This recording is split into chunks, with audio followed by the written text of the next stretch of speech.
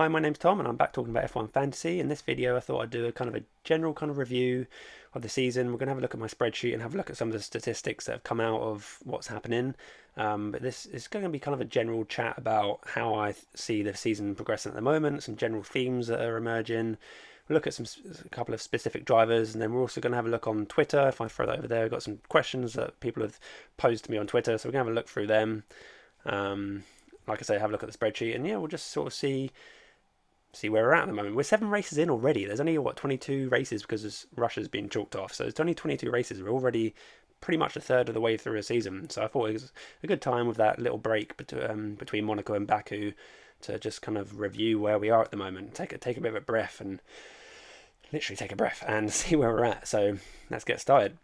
Where better to start than say thank you very much everyone who's already been watching my videos, subscribed, follow me on Twitter, joined the league. As you can see on the screen right now, I've got it up straight away because we're down here. You can see average points by large league, 50 plus people in the league is, we're top of the world right now. So yeah, it's really great to see that all the people that are joining the league and subscribing are really well engaged, and that shows with how many points that people are getting at the moment. So that's great to see. So yeah, big thank you to everyone really. So let's get started by having a look at the stats. At the top here, you can see I've got all the not all the constructor stats. The way I structure my spreadsheet is I could put a million different statistics in there, but if you're presented with not quite a million, but hundreds of different bits of data, it's very hard to actually focus on what's important. So I'd like to try and streamline the spreadsheet to only really focus on what I think is important. And as you can see from up here, what I do think is important is the total number of points that teams have got, points per million and points per million per race, which is kind of useful to see where the value is. And then also a really important, I think maybe the most important column of all is the points per race, because let's face it, at the end of the day, what is fantasy about? Fantasy is about scoring points. So you're not going to get any points for having someone with some good value. You're not going to win anything by or achieve a good rank by just by having good value people. It's not just about getting the good value, it's about getting the good points as well. So sometimes you have to sacrifice some value to actually maximize the points itself. Kind of counterintuitive, I suppose. But so anyway, yeah, let's have a look. Let's have a look at how top heavy this is. Look at Haas, points per race. Haas, at the beginning of the season, people were putting Haas in as their constructor because we all thought, rightfully so, that the Haas were competitive, and they have been competitive, but they've really, they've had a couple of DNFs. They've, particularly Magnussen, he's been qualifying well, but then dropping back in the race, so he's losing points. And overall, look at that, 6 points per race. That's striking. And compare that to Red Bull at the other end of the scale, 10 times as many points per race that Red Bulls are producing. That just shows to me the real importance of picking the right constructor. And I think when in terms of constructor, I think it's crucial, just my opinion, it's crucial that you're picking Red Bull or Ferrari and maybe Mercedes. Mercedes are starting to come into their own a little bit more at the moment with their new upgrades, but season so far it's literally just been Ferrari and Red Bull. And I think going forward, I'd still be picking just those as my constructor, but feel free to go against that. Like I say, Alfa Romeo here offering great value, and that enables you to pack in more drivers into your team. Alfa Romeo at 2.06 points per million per race, but they're only actually averaging 18 points per race. 18 compared to 50 plus is not very significant, in my opinion. Let's have a look down at the drivers, because there's a lot to take in down here. So there's exactly the same stats in the same columns here. You can see the points per race. Again, you can see that in points per race, which, like I've said, is kind of an important column. You can see once again how top heavy it is. But given how top heavy it is, it also kind of highlights to me the little diamonds in the rough, so to speak, with Ocon and Bottas really standing out. Bottas in particular as supreme value, and unless the particular track and especially with Baku coming up with everyone trying to cram Verstappen into their team, because he's on a streak, and maybe Bottas isn't viable in a team like that. But he comes in at 9.5 million. I think Bottas is showing fantastic value. Look at he's beaten his teammate every single quali position, so that's 2 points in the bag every single race. He's only one race where he hasn't beaten his teammate, and that's when he DNF'd because of a reliability issue. So overall, Bottas screams as super, he needs to be in your team basically. Ocon, similar sort of thing. To some extent, this is helped by Alonso not being on Lady Luck's side, so to speak, and Alonso's only outraced Ocon once. I do think it's fairly close between Alonso and Ocon. That's a big compliment to Ocon, I think, because Alonso obviously been racing for many years. Lots of experience in F1 and a couple of world championships under his belt. So Ocon is really proven to be, pretty much on par, if not better than Alonso. At around about 12.5 million, I think Ocon is also a great option.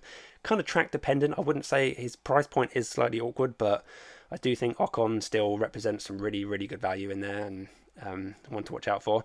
Looking down here as well, as you can see, like from Ricciardo down, apart from Ocon and Bottas, like I've just mentioned, the only other person who is actually scoring double figures per race is Stroll. And Stroll's someone I've kept my eye on through the season and just never been particularly interested. But Stroll's really interesting for the same reason that everyone's interested in Albon. Because Albon, he doesn't qualify particularly well, but then people DNF in front of him, or he managed to gain a couple of places. And he's getting loads of points. If we scroll across, if I highlight his row here, Stroll, look at those points gained from positions gained. 48, that's more than anyone across the season.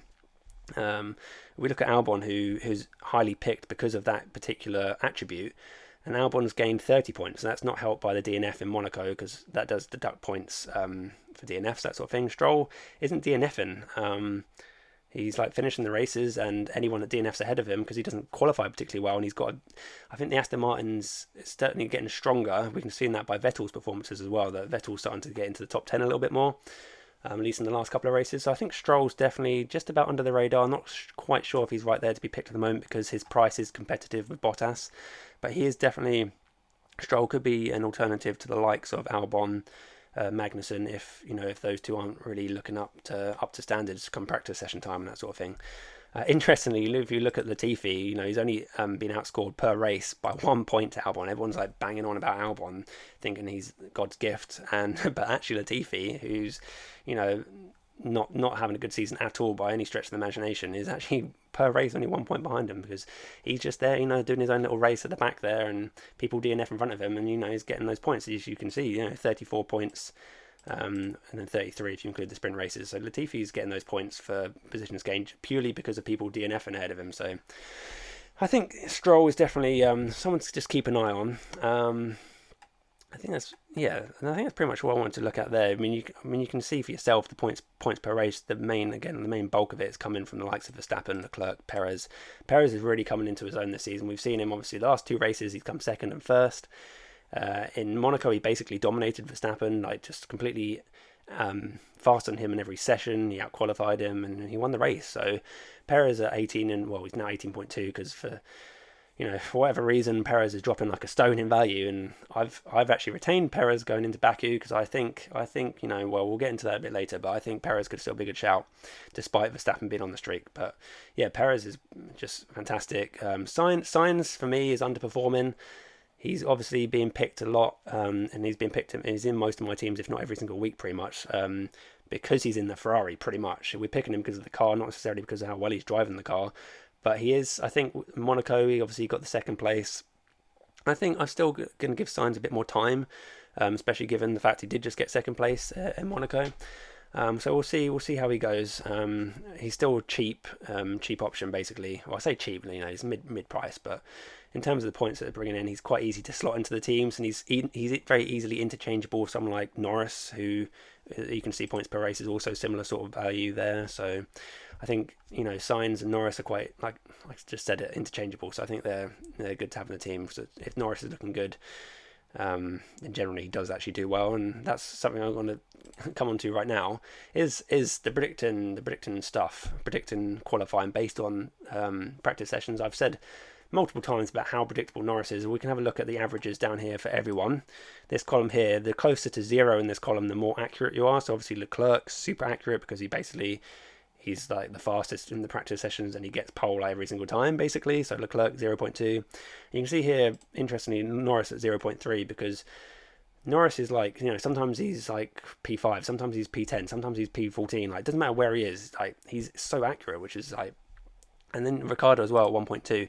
Is it something to do with McLaren? I don't know. Is it just the fact? I think Lando Norris is particularly consistent because in my opinion, he's one of the best drivers on the grid, and I think every single time he goes out on track, he's maximising the car. So we see that in the practice sessions. He's maximising the practice sessions, and then he carries in that sort of that maximising performance into qualifying, and we see it again in the race, apart from Miami where he DNF'd. But so in general, I think that could be linked to the fact that I think Nando is just a really good driver in a decent car, and based off that, that's why we're getting some really accurate accurate predictions from Norris. So yeah, really useful. That's really useful going forward, because if Norris is performing well in practice sessions for Baku, for example, he could be a hot contender to be in our teams for Baku. So we'll keep an eye on the practice sessions for that. Someone else that's caught my eye is the Mercedes. Now, the Mercedes at the beginning of the season, let's have a quick look.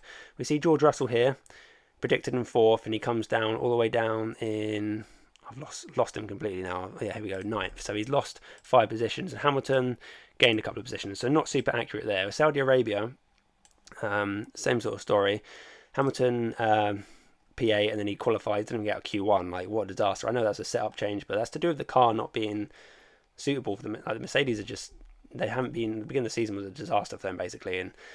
And then Russell's going in the opposite direction from 10th all the way up to 6th. It's like, how, like, it's completely unpredictable, basically, what's happening. We see Australia.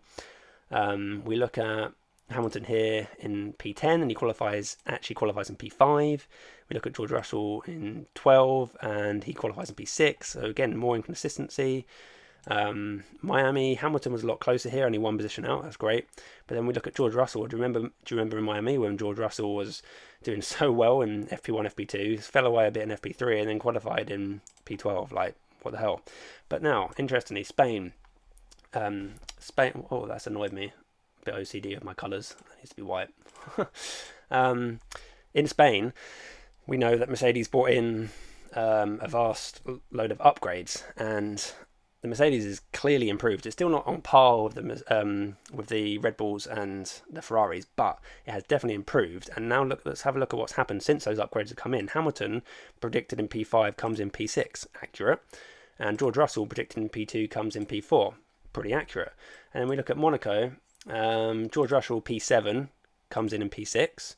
Hamilton, P8, comes in P8. So the last 2 races since the upgrades, the Mercedes are suddenly, they're not going +5 or -5 and predicted 5th, come 12th. Like, that's not happening in the last 2 races since these upgrades. So that tells me that the Mercedes car is improving. George and Lewis are more comfortable in the car, and we can get more accurate predictions about where the Mercedes are going to come. So I'm going to be keeping a close eye on this going forward. It'll be interesting to see what happens in Baku if this this new trend continues. So yeah, Mercedes definitely one to keep an eye on there. I could probably talk about this all night and all day, to be honest. Very briefly, I'm going to talk about the Haases. Interestingly, Schumacher is one that stood out for me. Schumacher keeps qualifying like just slightly higher than where he's in practice. And Magnussen, similar sort of trend, but a bit more level, I would say. Schumacher, you can see here, P15 up to P12. The next race, P16 up to P14. So he's gaining a couple each time there. Schumacher here again, 18 up to 15, gained a couple there. Miami, he gained 1 position. Schumacher here again, 17 all the way up to P10. Like, what the hell happened in Miami? And then Schumacher 17 up to 15. So pretty much every single race, Schumacher from practice is going up roughly 2 or 3 positions. So looking straight up at the numbers, you know, he comes up as an average delta of 3. It looks like, well, Schumacher's not that predictable, but actually he's very consistently like pretty much 2 or 3 positions above. So really interesting to know. And Magnussen, a similar sort of story. We've gone P11 up to P7, P13 up to P10. So you can see again he's climbing a couple of positions each time. This time he's dead on in Australia, 17th. Haas had a bad weekend that week. In Miami, this was a bit of an anomaly because I think there was some sort of communication issue which meant Magnussen stayed out for longer than he should have done. He ended up 2 runs rather than, like, I don't know what happened exactly, but a bit of an anomaly. So he dropped all the way down to P16. But then we go into Spain, P10 up to P8, and Magnussen again kind of quite close there. So in general, we're seeing with the Haases, which could be really important going into Baku, because I think a lot of people are bringing in the likes of Schumacher and Magnussen to afford Verstappen. So using this trend, we might be able to predict roughly where the Haases are likely to fall by a couple of positions. So particularly Schumacher, I think. But another interesting one. There's so much you can read into this data. It's really really interesting to me. Yeah, but that's what I'm going to say for the time being. Because like I said, I could be here all day, and I'd like to move on to the next stage, which is actually, let's have a quick look at my team. I'm going to briefly discuss what I think about Verstappen, because this is actually a question on Twitter. I'm going to cover it now anyway, because a lot of people are trying to cram Verstappen into their teams for Baku. I can fully understand why, because he's on this streak, which means plus 10 points, and if you think back to last year, in Baku, Verstappen was going to win the race quite comfortably before he had a tyre blowout. And then Perez ended up winning the race. So the Red Bulls last year, I know it's a different car, but the Red Bulls last year were competitive around here. And lots of people were bringing in Max and sacrificing the rest of their team, really, to fit him in. And I can fully see the appeal of that, and I'm still tempted to do it, but I want to see the practice sessions, and I know I potentially lost value with Perez dropping down 0.3 already. But unless, and in my opinion, unless you're actually going to be mega driving Max Verstappen, which I think is a viable option potentially in Baku, we'll see how it goes in practice. But unless you're actually going to mega drive him, I don't see the great appeal of completely warping our teams to accommodate Max. He basically has to finish like first or second, in my opinion, which, let's face it, is quite possible. But he pretty much has to finish first, maybe second, to justify, in my opinion, switching all our teams around as much as we have done. And like some people are literally like, this is what they're doing to their teams. So we're going to have to literally bring in the likes of like something like this. Maybe Norris is someone like, well, you could even argue that Perez. You could have a team like this where you're doubling up on Haas's, and I've just discussed, Haas's, they've had a couple of DNFs recently, a couple of reliability issues. Schumacher's had a couple of crashes. So Haas's aren't super appealing, but people are doing this with their teams, and I'm not convinced that this is ideal. I think that plus 10 is a bit of a like, oh, look at me, I've got plus 10, come and get me. But actually, if we think about it a bit more sensibly and have go back to a team, hang on 2 seconds. Team like we could have a team. Where are we? Oh, come on. We could go for a team like this, for example. Doesn't this look way more balanced than bringing in Schumacher plus Magnussen? I can just about justify Kevin in our teams at the moment. But doesn't this look better? And if Ocon and Alpine don't look competitive, then that could become Valtteri Bottas, just without trying to squeeze in those extra 10 points. Like if we throw it back to the spreadsheet again quickly, let's have a look at the average points per race. Verstappen's averaging 35 points per race. And I know that's being mixed in with DNFs, but reliability and DNFs are part and parcel of the game. We have to take that into account. We can't just write it off. Oh, he DNF'd a couple of times, therefore that average per race should be higher. Well, no, because he's DNF'd, that is his average. So reliability is a real thing. And so let's look at the average. Verstappen's average 35 points. So on average, he's with the race streak, if he hits his average, gets that race streak, he's getting 45 points. That's not super exciting when we're warping our teams to bring in the likes of Mick and Kevin Magnussen. Just doesn't super excite me. I know other people will have completely different opinions on that. But if you were going to mega drive him, which like I just touched on, I think is definitely something that's feasible, and I'd be behind, and I am considering it. However, I'm completely going off topic slightly. I am considering further afield, going on to still looking ahead to Austria, because if we look briefly, just completely change the subject to do with Max Verstappen, but if we look at Leclerc and Perez, they've both started a new streak in Monaco, and the way their streak, if they continue to finish in the top 10 for the next 3 races, come Austria, which is the sprint race, both of them will be on a race streak. So we can then look at mega driving, for example, Leclerc and turbo driving Perez, or vice versa, depending on who looks better. So I'm still kind of more tempted to go and be patient and wait for Austria with the sprint race and potential streaks like combined. But I can still fully understand people wanting to do that with Max this coming week. We'll see what happens. But yeah, I'm just want to touch on that subject, that I'm not completely convinced that we all need to get Max Verstappen in our teams, but I can fully understand why it's happening. So yeah, let's move on to the Twitter questions. I think Twitter's quite a nice way for you guys to start a conversation going. It doesn't just have to be me speaking into a microphone and spilling my thoughts out. Let's get you on screen basically, and then ask me whatever you want pretty much. So, and I'll do my best to answer it. I'll try and keep this video like below 3 hours long, but we'll continue anyway. So we've got a question here. Stan the man, thank you very much for writing in. So he says, I have to talk about Russell.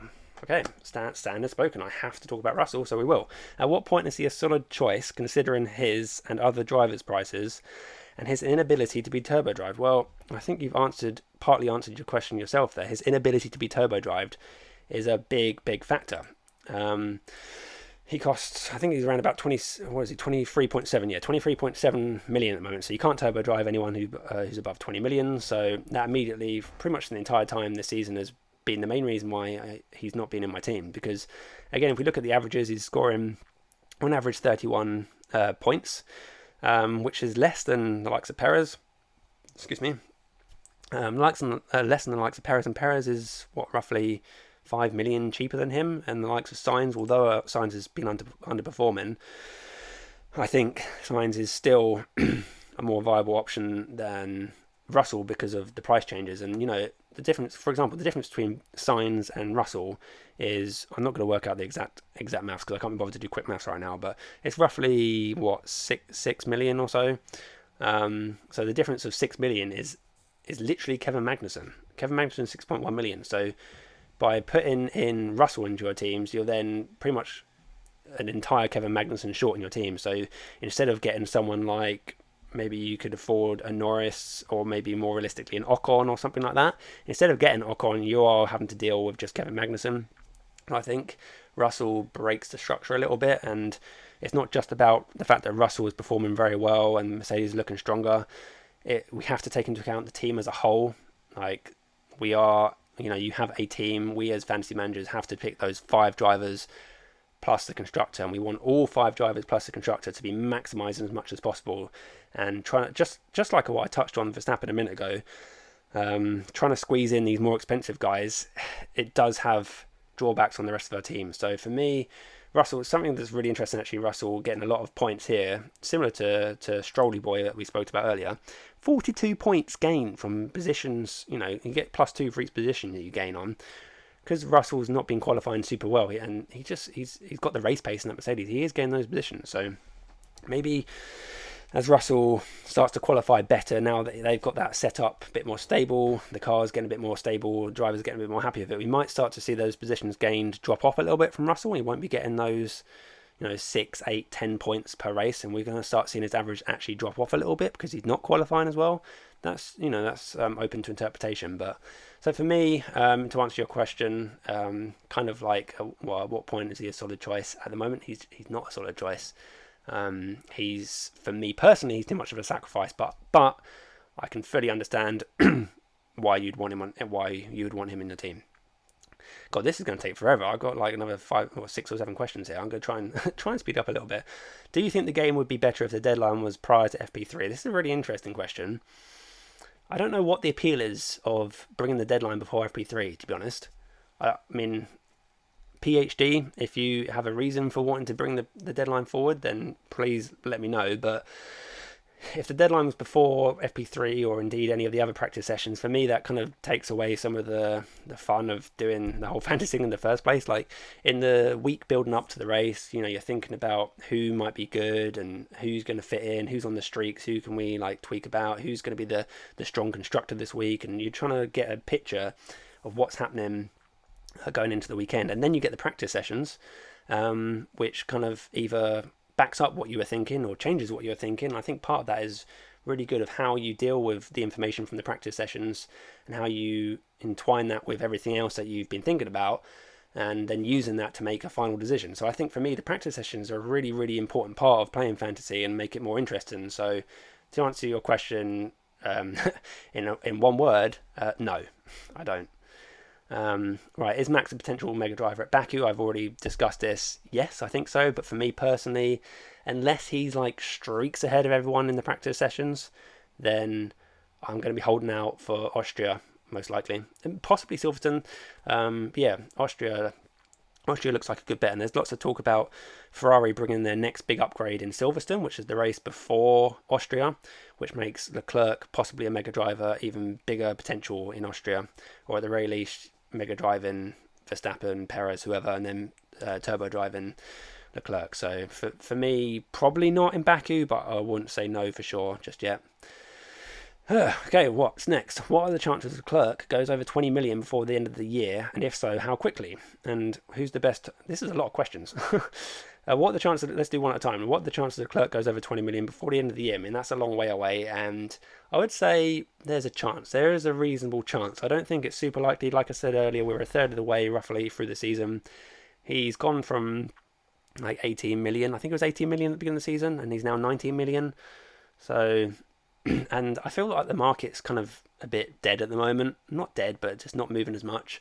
I think a lot of people already have him in their teams. If we go back here, 69% owned. He's already in pretty much 7 out of every 10 people in the entire game already own Charles Leclerc. So for his price to go up even more, then some of the remaining 31% are going to need to start getting him in their teams. But at this stage of the season, I think people start to drop off. Some teams become dead teams because people aren't changing their teams anymore. They're just, they lose interest because the first few races are over with, and we're going to lose probably a good 500,000 people are just going to lose interest in playing. And out of those 500,000 people, a lot of them, might already have Leclerc, or they're just not going to be changing the market at all. So as the season goes on, the market kind of becomes more and more dead, basically. However, we have seen a lot of random price changes. There's all sorts of talk about the hacker man and whatnot. I don't know what's going on. It doesn't seem supernatural to me. Supernatural, maybe it is supernatural. Doesn't seem very natural to me what's going on. But PlayOn, who are the people behind the game, who make the game and everything, are just radio silence. They're not telling us anything, which is really frustrating. I'd love it if they were a bit more interactive with us as a community. Like, PlayOn have got a great opportunity actually to make F1 Fantasy massive. Like, look at what's happened with FPL. Official FPL, got their Twitter account, and they're constantly interacting with people and putting stuff up, and I don't know. It's just, I feel like PlayOn are really missing the boat a little bit with the F1 becoming more and more popular, just in general, not just fantasy, but F1 itself is growing in popularity.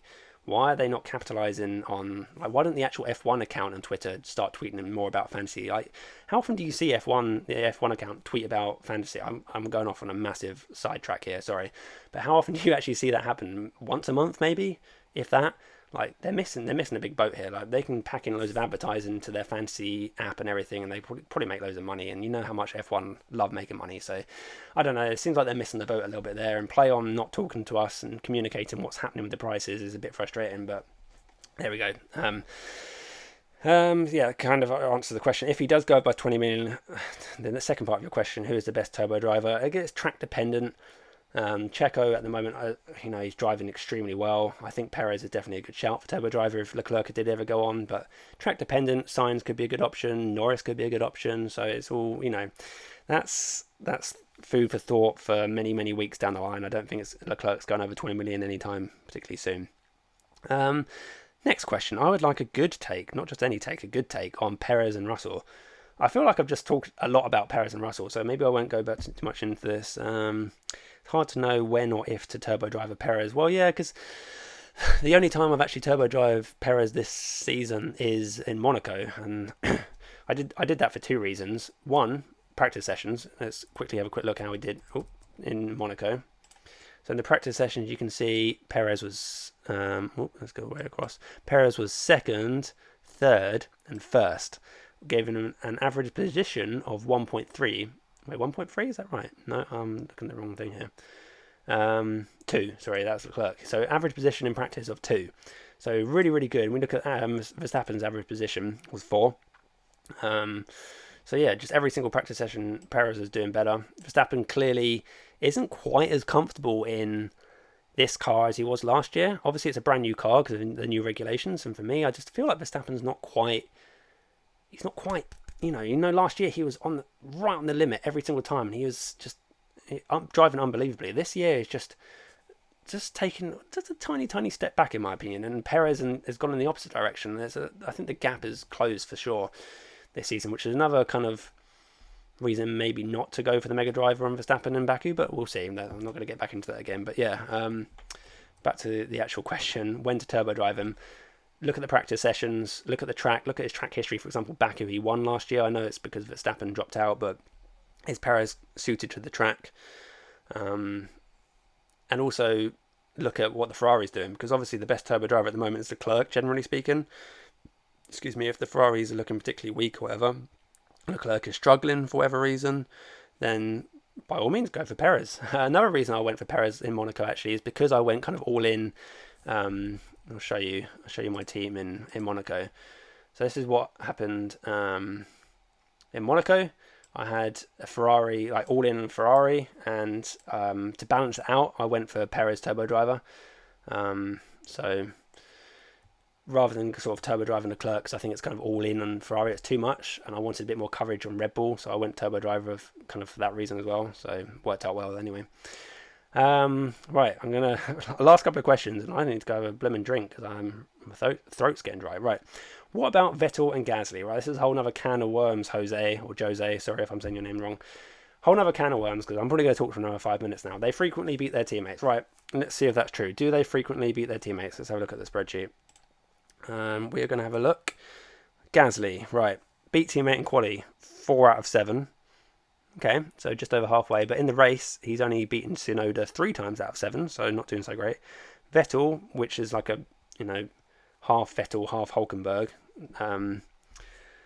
He's beaten Stroll 4 times and beat him 4 times in the race as well. So, like I said, it does include Hulkenberg's stats from the beginning of the season. But so, you say that they're beating them frequently. It's not quite to the extent of like Albon beating Latifi or Norris beating Ricciardo or Leclerc beating Sainz. It's fine, but I wouldn't pick them based off that. We scroll across to Gasly, points per race 8, Vettel points per race 8. Not exciting. Last couple of races they've definitely picked up. If we look across to Vettel, where are we? Vettel qualified 11 in Spain. Sorry, finished the race in 11th in Spain after not great, didn't get any points. Scored 17 points though because he gained. Sorry, what am I looking at? I'm getting confused with the hypo. So he qualified. All the way down here in 16. I've confused myself with the spreadsheet setup. Qualified in 16, finished in P16. So yeah, the Aston Martin is definitely getting a bit more race pace to it with those upgrades, those Red Bull upgrades. So yeah, Vettel looking stronger in the last couple of races, and in Monaco also came away with 10 points. So definitely Aston Martin have definitely picked up. They've got those upgrades. They've got the green Red Bull now. So yeah, like I say, for the same reason why I think Stroll is potentially interesting, Vettel is also potentially interesting. I think Stroll and Vettel are not quite there for me yet, but I'm keeping my eye on them. Gasly got really unlucky in Monaco. Really unlucky because he was, predicted down in P6 with his practice times. He was flying in practice, and he's had a good record around Monaco. He still came away with 15 points because he got a load of positions gained. He made some nice moves early on with the intermediate tyres, but got screwed by the red flag in qualifying. But yeah, again, AlphaTauri for the similar reasons to the Aston Martin. The AlphaTauris have had a few upgrades recently, and they are starting to come back into it a little bit more. But also Tsunoda's starting to do a lot better this season, I think, as well. He says there's a big old -10 down there, but yeah, I think Tsunoda and Gasly are a lot closer together this season. So Gasly is less exciting, and he's also in the same price bracket as someone like Ocon, and for me Ocon is probably a bit more exciting than Gasly at the moment. But Gasly and Vettel, to answer your question, definitely on my radar, but not quite there for me yet, but keep an eye on them. Last question.